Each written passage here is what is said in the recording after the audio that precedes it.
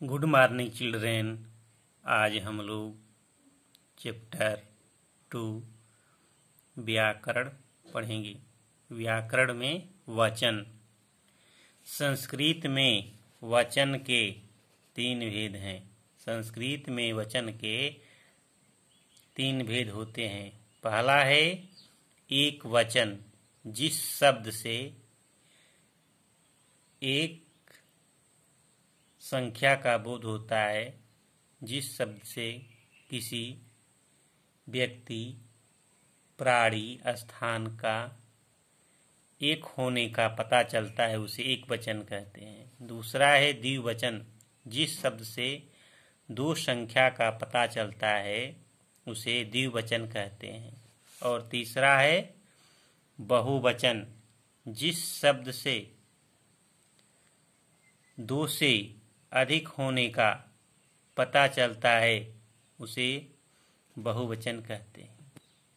ठीक, तो संस्कृत में वचन के 3 भेद, एक वचन, द्विवचन और बहुवचन। शब्द रूप। शब्द रूप के 3 भेद हैं। पहला है अकारांत पुल्लिंग शब्द, जिस शब्द के अंत में अ होता है, ऐसे शब्द अकारांत पुल्लिंग होते हैं। जैसे बालक, तो बालक अंत में क्या है? अ है, तो बालक क्या है? अकारांत पुल्लिंग शब्द। दूसरा है आकारांत ईकारांत स्त्रीलिंग शब्द, जिस शब्द के अंत में आ होता है, ऐसे शब्द आकारांत स्त्रीलिंग होते हैं। जैसे लता, लता के अंत में क्या है? आ है। ठीक, ईकारांत, जिस शब्द के अंत में ई होता है, तो नदी के अंत में क्या है? ई है, तो नदी शब्द जो है ईकारांत स्त्रीलिंग हुआ। तीसरा है अकारांत नपुंसक लिंग, जिस शब्द के अंत में अ है, जैसे फलम, फलम जो है क्या है? अकारांत नपुंसक लिंग शब्द है, फलम। आगे देखिए क्रियापद। क्रिया क्या है? पढ़ना, लिखना, जाना। तो क्रिया के मूल रूप को धातु कहते हैं। क्रिया का जो मूल रूप है वह धातु कहलाता है। जैसे पठ, पठ का क्या अर्थ है? पढ़ना, पढ़ना क्रिया है, क्रिया का पठ क्या है? मूल रूप है।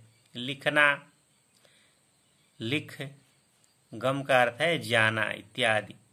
तो क्रिया क्या है? पठ, लिख, गम। तो क्रिया का जो मूल रूप है वह धातु कहलाता है। आगे देखिए कारक। संस्कृत में 8 कारक बताए गए हैं। पहला है कर्ता कारक। कर्ता कारक का प्रयोग प्रथमा विभक्ति में होता है। कर्ता कारक का विभक्ति चिन्ह है ने। कर्ता कारक का विभक्ति चिन्ह होता है ने। दूसरा है कर्म कारक। कर्म कारक का प्रयोग द्वितीया विभक्ति में होता है। कर्म कारक का विभक्ति चिन्ह को होता है। तीसरा है कर्ण कारक। कर्ण कारक का प्रयोग तृतीया विभक्ति में होता है। कर्ण कारक का विभक्ति चिन्ह से के द्वारा होता है। से सहायता में और के द्वारा होता है। अगला चौथा देखिए संप्रदान कारक। संप्रदान कारक का प्रयोग चतुर्थी विभक्ति में होता है।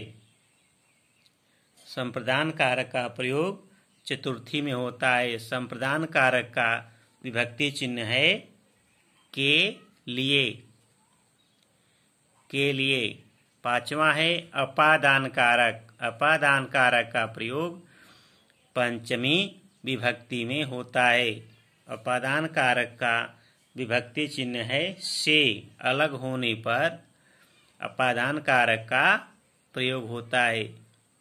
छठा देखिए संबंध कारक। संबंध कारक का प्रयोग षष्ठी विभक्ति में होता है। संबंध कारक का विभक्ति चिन्ह है का, के, की, रा, रे, री।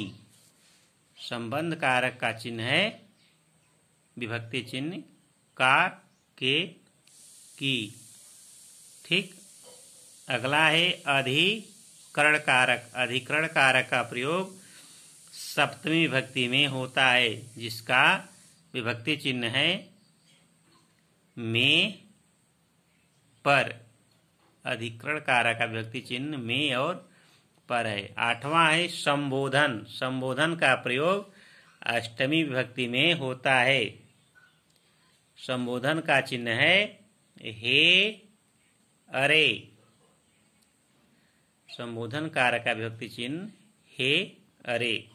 आगे देखिए, सभी कारकों विभक्तियों को एक स्थान में प्रदर्शित करने वाला एक श्लोक निम्नलिखित है। जो श्लोक एक देख रहे हैं, इसमें सभी कारक का प्रयोग हुआ है।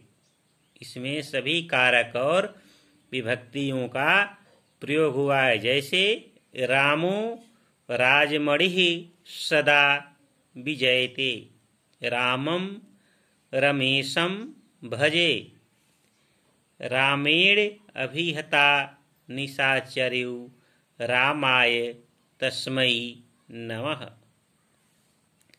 रामानस्ति परायणं रामस्य दासो अस्मिन्हं, रामे